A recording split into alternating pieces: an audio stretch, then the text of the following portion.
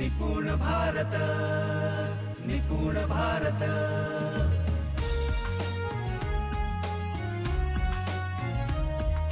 Nipun Bharat. We have to check the level of the challenges. There are basically two types of challenges. One type of a challenge is open and the other type is completely closed. What is an open challenge? The challenge which has no boundaries. It is completely open. In this type, one can perform how much ever he wishes for. In a closed challenge, there are some limitations that are implemented. Sometimes the limitation is about time. Sometimes it is about the difficulty level. Sometimes it is about whom the challenge is given to. So how many types of challenges do we have? We have two types of challenges. One is open one and the other is closed one. Open challenge is from students from any grade and from any level who will solve the maximum number of sums. This type of challenge is an open challenge. In this challenge, a student from PISA level or from the USR level both can perform. But the drawback with open challenge is that if he keeps on giving open challenges, then the PISA level students will have the top performance and the USR level students will feel that they will never win any challenges and the PISA level students always do. So we need to throw such challenges where sometimes even the USR level students will be able to win. You'll have to understand that you will not always challenge only about the textbooks and the syllabus. Get those subjects as well where the USR level students have a chance to win. Sometimes throw challenges about some sport like Langdi or who can stand on one leg for a long time. This challenge has the possibility that some of the USR level students can win as well. When we are putting up challenges to our students, we have to make sure that everybody has a challenge to win and everybody is being involved. We also meet to concentrate on what students like doing. So there should be a lot of diversity in the challenges that we put up. This is one of the factors. The second is, when we are giving a closed challenge, we pick up the PISA student and give them even more higher task to do. Sometimes we take the NAS student and ask them to perform a bit higher than their level. And sometimes we take the USR level students and give them some challenges. So we also need to focus on what level of students and how much would be the challenge. How to give different level of challenges to the PISA level or to the NAS level or to the USR level students, we should have the understanding. When we look at different category of challenges, then vertically there are three types. What are those categories? Challenges at the PISA level, challenges at the NAS level, and challenges at the USR level.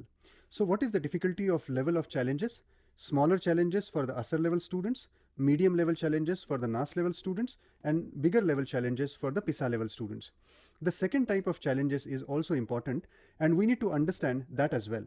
It means what are the challenges for single students, pair of students, and a group of students. This is called singular, double, and group level challenges.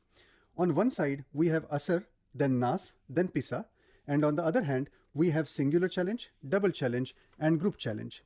What is singular, double, and group level challenge? Let us understand this. What is singular challenge? You challenge the children to create questions for a particular lesson in the book. Children go home and they come back and create wide range of questions. You will realize that some students will have 15 questions while the others have come up with 20 questions. Next day, both will come to school and then it is teacher's job to pair them both together and challenge them both on how many questions they can create together. Together, comparing the number of questions of both, it will definitely be above 20 questions. There will be some questions that one student has not thought about and some questions that our other might not have thought about. This is called double challenge. Let me tell you one more example to explain this part. We visited one school from Kate and we were in 4th grade classroom. The teacher of that class had given a challenge to the students on the previous day. The challenge was who will learn most number of states along with their capitals. That was the challenge. Her class was of 20 students and the next day they returned to school on the day when we were present there. We got to know that 10 out of 20 students had completed the challenge, which meant that they had by-hearted all the states and their capitals. The 10 others still had not achieved it. Then the teacher gave a double challenge in which the students who had completed the previous challenge were asked to pair up with one other student and were asked to help the other student to learn the states and their capitals. And the students who were not able to achieve the previous challenge were challenged to pair up with the other batch and to learn. So I asked the students, how will you help with each other? The students who had completed the challenge said that I need not worry and they will help the weaker students to complete the challenge. I asked one of the students, how will you manage it? He said he will go to his partner's house and make sure that he learns the things throughout the day. and that he will ask his partner to write down all the states and capitals till he knows it by heart. I told the students, you may do as you please, that is not my subject, but tomorrow the student should be able to answer the subject that is going on. And you should be able to learn by helping each other. Let's see which pair learns at the fastest speed. The first day, it was a single challenge and for everyone. On the second day, the challenge was the same, however, it was to be done in pairs. And what is group challenge? Let's see. Some other students also joined the pair. After the pair challenge, on the next day, 17 students could complete the given task properly. Now there are 3 students remaining.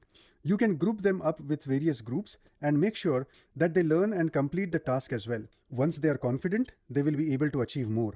Can you take the challenges one step at a time? That is, singular challenge, pair challenge, and group challenge. Then, for the same subject, 100% of the students get a chance to learn. When we teach only once and move ahead. We understand that in this procedure, though we have not taught the students has learned a subject by himself, and if he cannot do it by himself, then he has done it with his pair. And if you still cannot achieve it, he can do it in the group. Types of challenges are singular challenge, double challenge, and the group challenge. If we start understanding the various types of challenges, then we will be able to give these challenges to the students. While giving challenges to the students, what we should have in our mind is, you can put up challenges to students not only based on textbooks or syllabus, but you can start with challenges which the students will like to do. Once children get used to challenges, you will be able to put up brand new challenges every time. The results that we achieve after giving challenges to students are really remarkable. Let me tell you about one of the challenges that was put forth and the results that we got for it.